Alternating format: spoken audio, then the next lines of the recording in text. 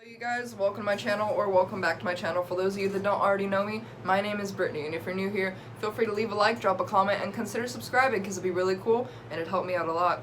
Don't be afraid to hit that little notification bell, get notified every single time that I post, because it is very, very rarely, if ever, because unfortunately I have been a very, very busy person. So for today's YouTube video, I want to introduce all of my animals to you guys. I'm literally just gonna go harass each and every one of my animals and bring them out here to show you guys one by one. So I do plan on adding more animals to the family very soon, but not until I get my new place all situated and all of that. A lot of cool updates coming very soon for you guys, but just for today, it's just gonna be animals, so I'll be right back. Alrighty. So, pardon her shed. Right now, she's a little dark in color. She's going through a pretty intense shed. So far she's shed all of it, except for her head. Her head is usually the last thing to shed, because I soak her almost every single day in warm water, and of course I can't soak her head, so that I mixed with a water bottle to try and help loosen up some of that stuck shed, but yeah, pretty much her head is the only place that she gets stuck shed now. But now that that's out of the way, this is Emerald.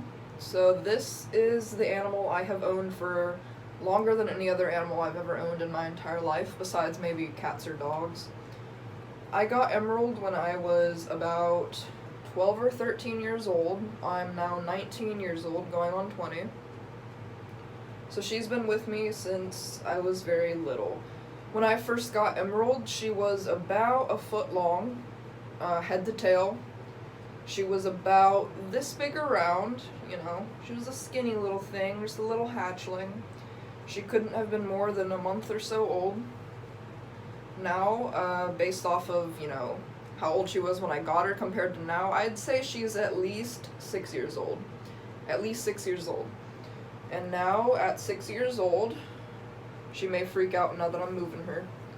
She is head to tail. I don't even think I can fit her whole. There we go. Yeah, she's at least 5 feet long. Well, maybe. I'd say she's at least 4.5 feet long.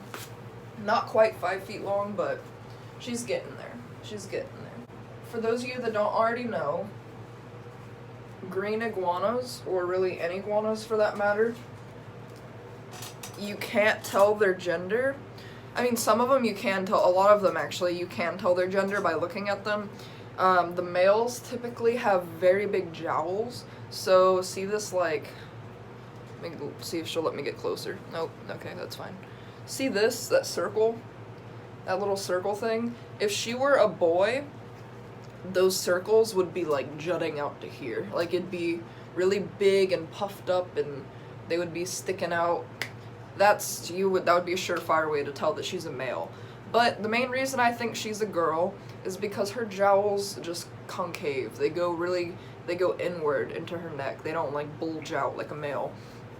That, and the biggest way to tell besides that would be the size. So she's 6 years old. That being said, she should be full grown now. And she hasn't gotten bigger than this, so I think this is it. And females are typically smaller than the males. They're also darker in color a lot of the time, because the males, of course, are going to be pretty and flamboyant and, you know, so that they can attract mates.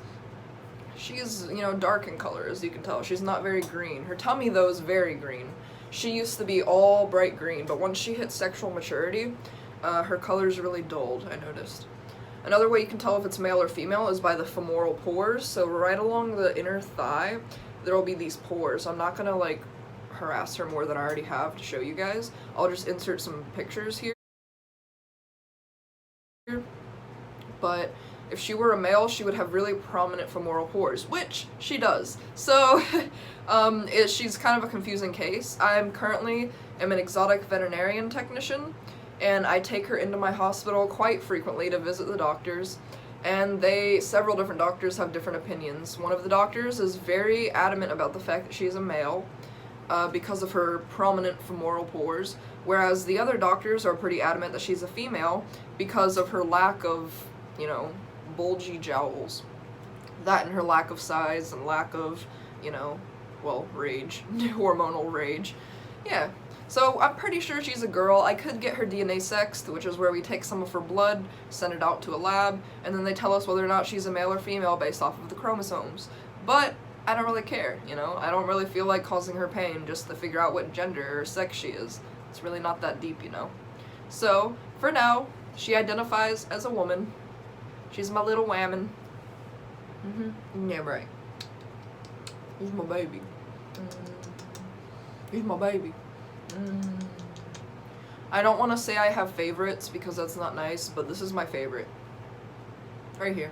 This is my favorite. These guys can live upwards in captivity to about 15-20 years. It used to be that they lived to be about 5-10 years old, but as modern medicine has progressed, they can now live upwards to 20 years in captivity. So she's still got quite a long life ahead of her. Yeah, that's Emerald. Say hi! Alrighty. Next, we have my Western hognose snake, Maury. So this is Maury. She's a baby Western hognose snake. She's not too much of a baby anymore. She's growing up. I'd say she's more of a teenager now. Or a preteen. And this is her belly. Got a really pretty belly that says I'm full of poison, don't eat me. And this is her face. Hey. Let them see your cute face. See?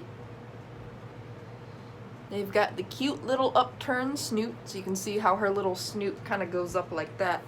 They use that as a shovel to dig through the dirt. So Western hognose snakes, they really like to dig in the dirt.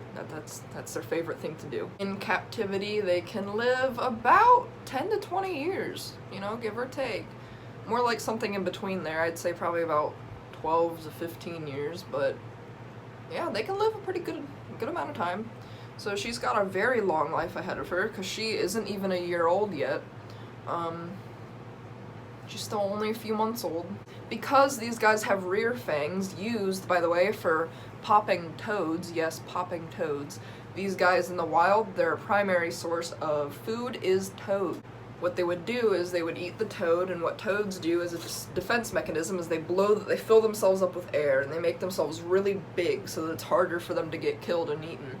And those rear fangs will then pop the toad. So when the toad fills up with air to make it bigger and harder to eat, they use those rear fangs to pop the air out of the toad and to be able to swallow it and eat it and kill it. Because of these rear fangs, it makes them really impossible almost for them to bite you. I mean, it's not impossible.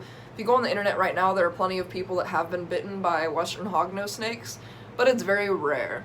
It's very rare because, one, it's very difficult for them to, like, bite you because they have rear fangs, so they'd have to literally, like, deep throat you to be able to bite you. But beyond that fact, they go through so many different steps before they bite you. They go out of their way to not bite you.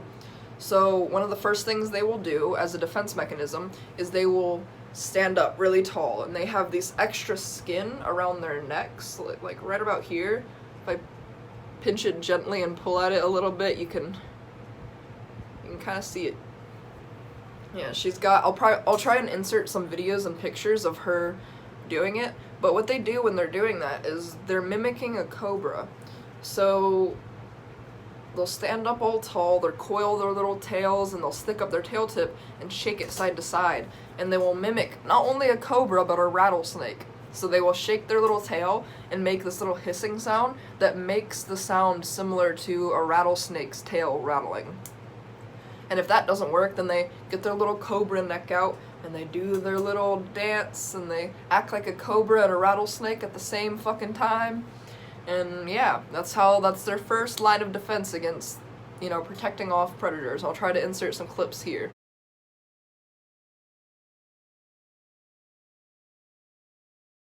So they will emit this odor, open their mouth, fall over onto their back all dramatic like, and literally be dead. Like, they will pretend like they're dying all dramatic, and they emit that odor to further prove the point that they're nasty and dead and you don't want to eat them. Those defense mechanisms in and of themselves are pretty damn cool if you ask me. Evolution is fucking insane, dude. Another cool thing about these guys is they're actually one of the few creatures to be both venomous and poisonous at the same time. So the difference, if you don't already know, between venomous and poisonous is that venom is injected. Poison is touched or ingested or inhaled. So with these guys, because of the fact that they have such a huge appetite for toads in the wild, they are basically filled with toad poison. And that's what their belly showcases. So in the wild, when they flip over and show their bellies, that's them saying, hey, look at me, I'm filled with toad toxins, I'm filled with toad poisons, you do not want to eat me. I am not a healthy or good thing to eat, I'm not a good snack. So that's what makes them poisonous, is the fact that if you were to eat this guy, if you were to eat a western hognose snake, you would more than likely feel very ill, if not die. Just because in the wild they eat lots and lots of toads, and toads have lots and lots of poison. So that makes these guys inherently poisonous if you were to eat them. But at the same time, they're also venomous. So yes, these guys have venom in them, especially when they're this little and when they're little babies. It's not enough venom to kill you as a human, per se, especially as like an adult human, but it is enough venom to swell a lot and burn a lot. So it's not enough venom to kill you if she were to bite you. On the very, very rare off chance that she were to bite a human, it wouldn't kill you. It would be about as bad as a bee sting. Maybe a little bit worse, but nothing too serious. Nothing worth like a hospital visit over, unless it gets worse. But yeah, that's pretty much it for her. She eats mice or rats currently, because I don't know where to get feeder toads. I don't think there's such a thing as feeder toads, but she does just fine with rats and mice. She has an incredible appetite. I'll insert some clips and videos of her eating.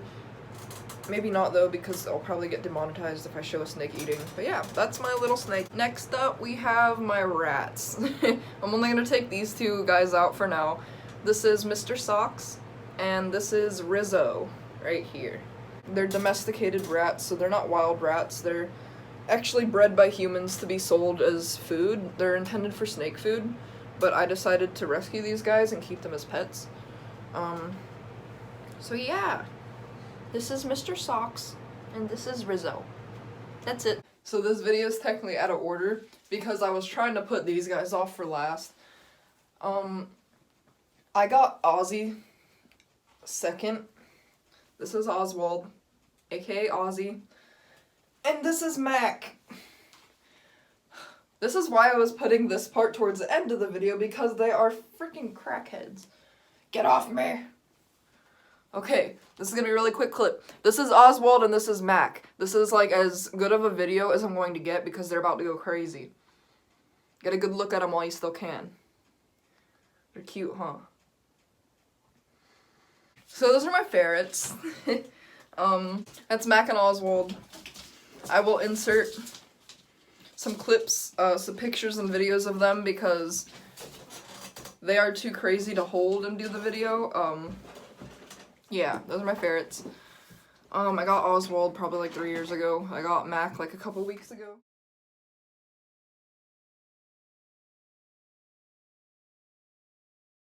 That's pretty much it for today's video. I hope you guys enjoyed it.